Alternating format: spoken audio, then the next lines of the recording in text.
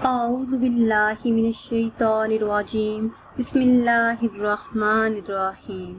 ناظرین و سامعین، ایک نئی ویڈیو کے ساتھ آپ کی خدمت میں حاضر ہیں۔ آج کی اس خاص ویڈیو میں جو خاص عمل لے کر آپ کی خدمت میں حاضر ہوئی ہوں، یہ سورہ کوثر کا نہایت ہی پاورفل اور خاص عمل ہے۔ صرف ایک دن کا یہ عمل ہے۔ ایک دن آپ یہ عمل کر لیں، آپ کی جو بھی جائز حاجت ہوگی، دلی مراد ہوگی، جس بھی مقصد کے لیے آپ یہ عمل کریں گے، آپ کا وہ مقصد انشاءاللہ عز و جل پورا ہو جائے گا۔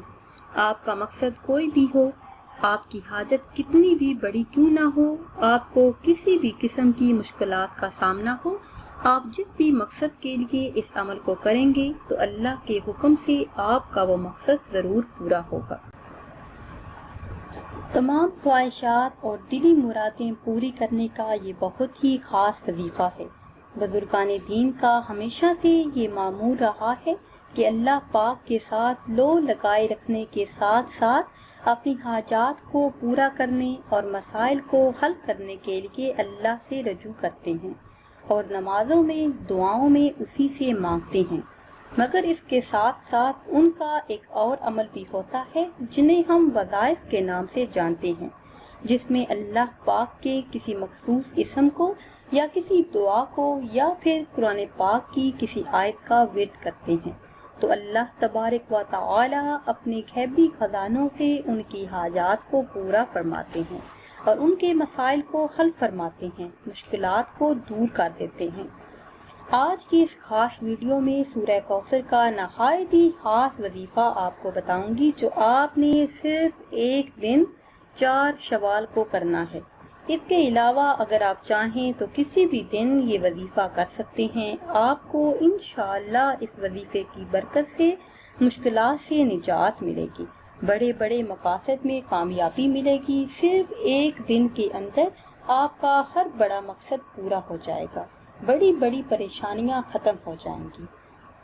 اس عمل کے ساتھ آپ نے نماز کی پابندی لازمی کرنی ہے، پسند کی شادی، بے روزگاری، قرض داری، دشمنوں سے چھٹکارا پانے، کسی کے دل میں اپنی محبت، اپنا پیار پیدا کرنے، کسی بھی قسم کی جائز تمنا، جائز حاجت یا مراد جو آپ کے دل میں ہے اور آپ چاہتے ہیں کہ پوری ہو، تو آپ یقین کامل کے ساتھ صرف ایک دن یہ عمل کریں تو اللہ کے حکم سے آپ کی ساری جائز حاجات پوری ہو جائیں گی۔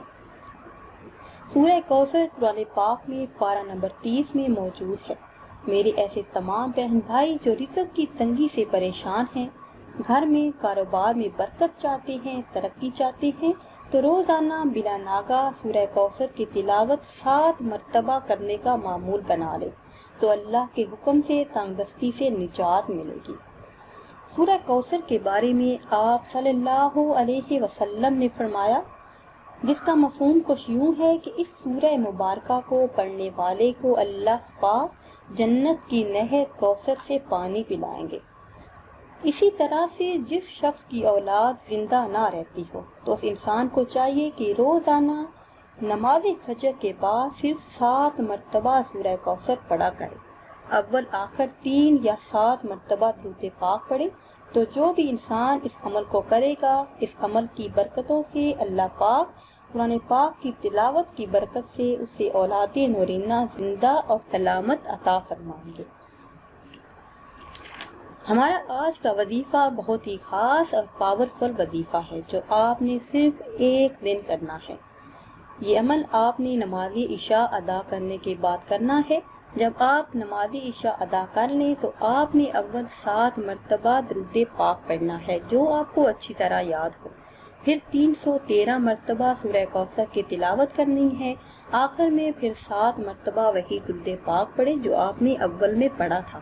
اس کے بعد اللہ تبارک و تعالی سے اپنی حاجات کے پورا ہونے، اپنے مقاصد کے پورا ہونے، اپنی مرادوں کے پورا ہونے کے لیے دعا کریں تو انشاءاللہ عز و جل جس جائز مقصد کے لیے، جس حاجت کے لیے بھی آپ دعا کریں گے تو اللہ پاک آپ کی دعاؤں کو قبول فرمائیں گے۔ پھر حاضر ہوں گے ایک نئی ویڈیو کے ساتھ۔ اجازت دیجیے، اللہ حافظ۔